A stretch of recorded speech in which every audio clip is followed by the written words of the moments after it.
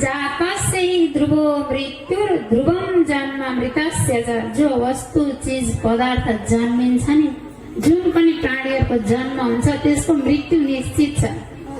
जे नयाँ कुराहरू बनाइन्छ, पदार्थहरू निर्माण गरिएको छ, यो घर बनाइएको छ, सधैँ रहन्न, धेरै रहे 50 वर्ष अझै बलियो रहेछ भने 100 वर्ष टिक्ला पनि, तर एकपटक नाश अवश्य हुन्छ। जसको मृत्यु निश्चित भइसकेको छ अर्थात् नाश त निश्चित रहेछ नि त, होइन? मृत्यु निश्चित भएको छ, उसले मृत्युलाई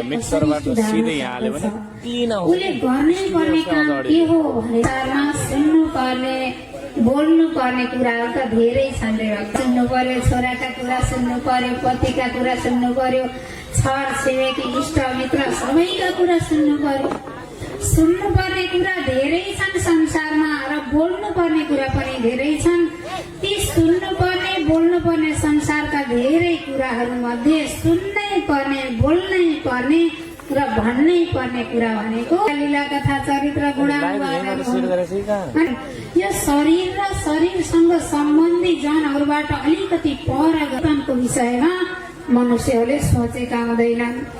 सबै कुरा जान्दा जान्दै, देख्दा देख्दै पनि मृत्यु आफ्नो नजिक आएको छ भन्ने कुरा थाहा पाउँदा पाउँदै पनि भगवानकी मायाले मोहित भएर हो कि के हो, कुनै मृत्युको मुखमा पर्दछन्, बार बार संसार चक्रमा पर्दछन् भन्दै सुखदेव स्वामी वर्णन गर्नुहुन्छ।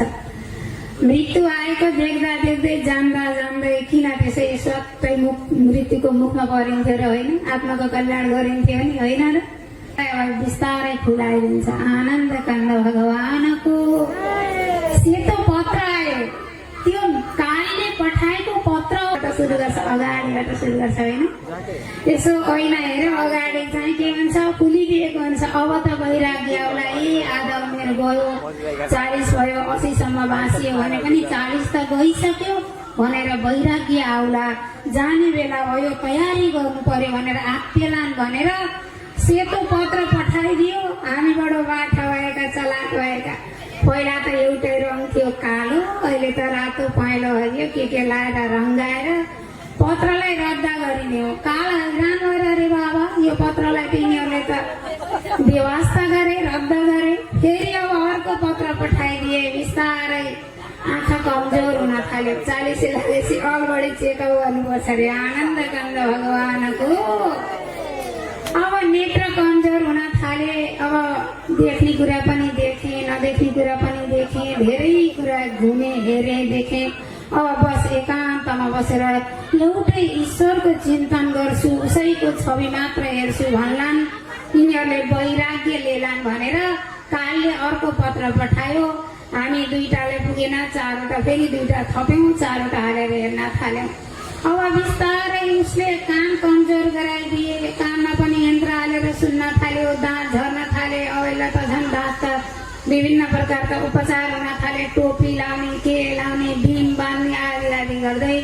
बाबु तैँले खानेकुरा पनि खाइस्, नखाने कुरा पनि खाइस्, भजन गर, गिलो यति तातो मिठो खाऊ, सात्विक भजन गर अनि भगवानको भजन गर भनेर कालीले हामीलाई बार बार सूचना गर्यो। हामीले व्यवस्था गर्यौँ। अनि के भयो त भन्दा आयो, टक्क टिप्यो, लग्यो, मिट्टी पुग्यो, टारेर टर्दैन त्यो।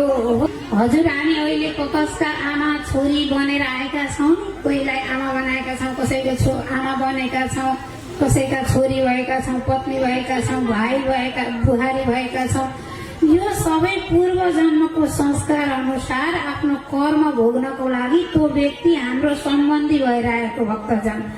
जुन दिन हजुर हाम्रो कर्म समाप्त हुन्छ त्यो व्यक्तिसँग हजुर हाम्रो कुनै नाता नै हुँदैन।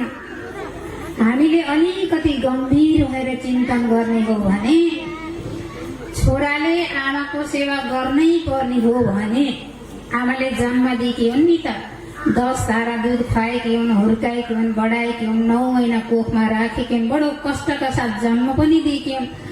त्यही बुढी भएकी आमालाई पाल्ने बेलामा भर्खरका छोराहरू गएको पनि त देखेका छौँ नि, होइन? आनन्द काण्ड भगवानको।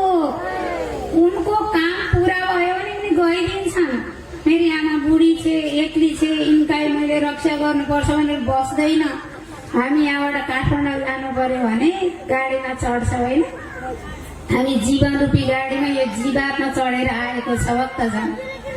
अनि यो जीवन रूपी गाडी अगाडि बढ्दैछ। काठमाडौँ जाने गाडीमा मिलनचोकबाट खरसाटीबाट अमुवाबाट जनहरू चढ्नुभयो। अनि त्यहाँ आफ्नो सिटमा बसेकोलाई हो हजुर कहाँबाट आउनु पनि खुब कुरा गर्न थाल्यो, परिचय हुन थाल्यो। मामाहरू कहाँ हो, पहाड घर कहाँ हो सोध्दै जाँदा त आफ्नै जस्तो आत्मीयता बनाउँ। अनि सम्बन्धित बात मार्दै मार्दै उसलाई भोमिट आयो, उसलाई गाह्रो भयो भने सुत्दै यो औषधि खानु, पानी खानु, हो गाह्रो भयो भन्दै आफूले लगेको खाजा भुजा खुवाउँदै जान्छौँ नि हामी, होइन? जब टेसन आउँछ उसले चाहिँ हो हामी यसरी मिलिजुली आएका थियौँ, यिनी त काठमाडौँ जाने रहेछन्, म नारायण घाट सर्दिनँ, काठमाडौँसँग सँगै जान्छु भन्दैन। हजुर निदाउनु भएको छ, भमिट गर्दै हुनुहुन्छ, हजुरलाई गाह्रो भएको छ भने चुपचाप झर्छ, मेरो त ठाउँ आयो जान्छ। उस्तै रहेछ भने जान्छु यतिसम्म भन्छ, उस्तै रहेछ भने नबोलिकन फुत्त झोला लिएर झरेर जान्छ। बिल्कुल त्यस्तै हामी पनि यो संसारमा यात्रा गर्न आएका यात्री हौ भक्तजन। अब यात्रा गर्न जाँदाखेरि अब बसमा त कति धेरै मान्छे भेटिए, होइन? अब कोही खाना खान गएको बेलामा चिनेको छैन, आफ्नो सिटको पनि होइन, आएन गाडी हिँड्न लाग्यो, हाम्रो मान्छे बाहिर, हाम्रो बसको मान्छे भनेर रोक्छौँ नि त। बिल्कुल त्यस्तै हो संसारमा भएका यी सम्बन्धीहरू सबै आफ्नो कर्म समाप्त भएपछि सबै आफ्नो आफ्नो मार्गतर्फ लाग्दछन्। त्यही भएर राजन यो संसारमा मेरो यी मेरा हुन्, यिनीहरूले मैले यस्तो गर्नु पर्दछ भनेर मान्छेहरू यो मिथ्या कुरामा उनीहरू भुलेर यहीँ रमेका छन्। वास्तवमा यो केही पनि होइन।